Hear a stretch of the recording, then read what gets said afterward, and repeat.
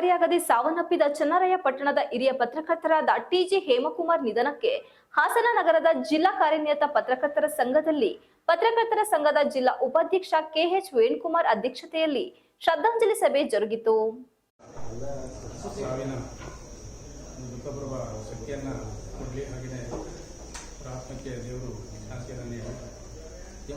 ಸಭೆಯ ಅಧ್ಯಕ್ಷತೆ ವಹಿಸಿ ಮಾತನಾಡಿದ ಜಿಲ್ಲಾ ಪತ್ರಕರ್ತರ ಸಂಘದ ಉಪಾಧ್ಯಕ್ಷ ಕೆಎಚ್ ವೇಣುಕುಮಾರ್ ಅವರು ಮೆದುಳು ಆಪರೇಷನ್ ವೇಳೆ ಚಿಕಿತ್ಸೆ ಫಲಕಾರಿಯಾಗದೆ ಸಾವನ್ನಪ್ಪಿದ ಹಿರಿಯ ಪತ್ರಕರ್ತರಾದ ಟಿಜಿ ಹೇಮಕುಮಾರ್ ಸರಳ ವ್ಯಕ್ತಿತ್ವ ಇರುವ ಪತ್ರಕರ್ತರು ಎಂದರೆ ಒಂದು ಕುಟುಂಬ ಇದ್ದಂತೆ.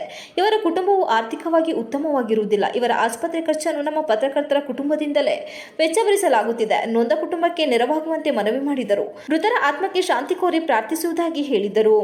ಜಿಲ್ಲಾ ಪತ್ರಕರ್ತರ ಸಂಘದ ಕಾರ್ಯದರ್ಶಿ ಬನವಾಸೆ ಮಂಜು ಪ್ರಾಸ್ತಾವಿಕ ನುಡಿಯಲ್ಲಿ ಮಾತನಾಡಿ, ಜ್ಞಾನದೀಪ ಮತ್ತು ನಾಡ ಸಹ್ಯಾದ್ರಿ ಪತ್ರಿಕೆಯಲ್ಲಿ ಸುಮಾರು 7 ದಶಕಗಳಿಂದಲೂ ಕಾರ್ಯನಿರ್ವಹಿಸುತ್ತಿದ್ದು, ಚನ್ನರಾಯಪಟ್ಟಣ ತಾಲೂಕು ವರದಿಗಾರರಾದ ಹೇಮಕುಮಾರ್ ಅವರು ಖಾಸಗಿ ಆಸ್ಪತ್ರೆಯಲ್ಲಿ ಶಸ್ತ್ರಚಿಕಿತ್ಸೆ ನಂತರ 7 ದಿನಗಳ ಕಾಲ ಇದ್ದು ಚಿಕಿತ್ಸೆ ಫಲಕಾರಿಯಾಗದೆ ಸಾವನ್ನಪ್ಪಿದ್ದಾರೆ.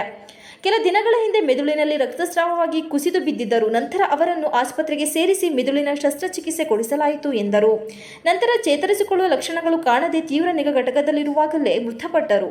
ಜಿಲ್ಲಾ ಕಾರ್ಯನಿರತ ಪತ್ರಕರ್ತರ ಸಂಘದ ಕ್ಷೇಮಾಭಿವೃದ್ಧಿ ಸಂಘದಿಂದ 10,000 ರು ಕೊಡಲಾಗಿದ್ದು, ಜಿಲ್ಲಾ ಸಂಘದ ಅಧ್ಯಕ್ಷರು ವೈಯಕ್ತಿಕವಾಗಿ 10,000 ನೀಡಿದ್ದು, ಚನ್ನರಾಯಪಟ್ಟಣ ತಾಲೂಕು ಸಂಘದಿಂದ 50,000 ರು ನೆರವು ಕೊಟ್ಟಿದೆ. ಆರ್ಥಿಕವಾಗಿ ಸಂಕಷ್ಟದಲ್ಲಿರುವ ಪತ್ರಕರ್ತರಾಗಿದ್ದು, ಕುಟುಂಬಕ್ಕೆ ಸಮಸ್ಯೆ ಆಗದಂತೆ ಪತ್ರಕರ್ತರು ನೋಡಿಕೊಂಡಿರುವುದಾಗಿ ಹೇಳಿದರು.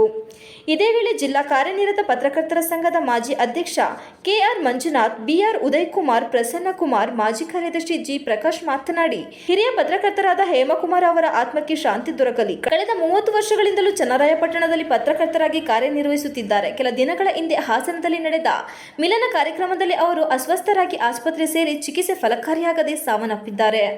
ಅವರು ಆರ್ಥಿಕವಾಗಿ ಸದೃಢರಾಗಿರುವುದಿಲ್ಲ. ಅವರ ಕುಟುಂಬ ಸಹಾಯಕ್ಕೆ ಪತ್ರಕರ್ತರು ನೆರವಾಗುವಂತೆ ಮನವಿ ಮಾಡಿದರು.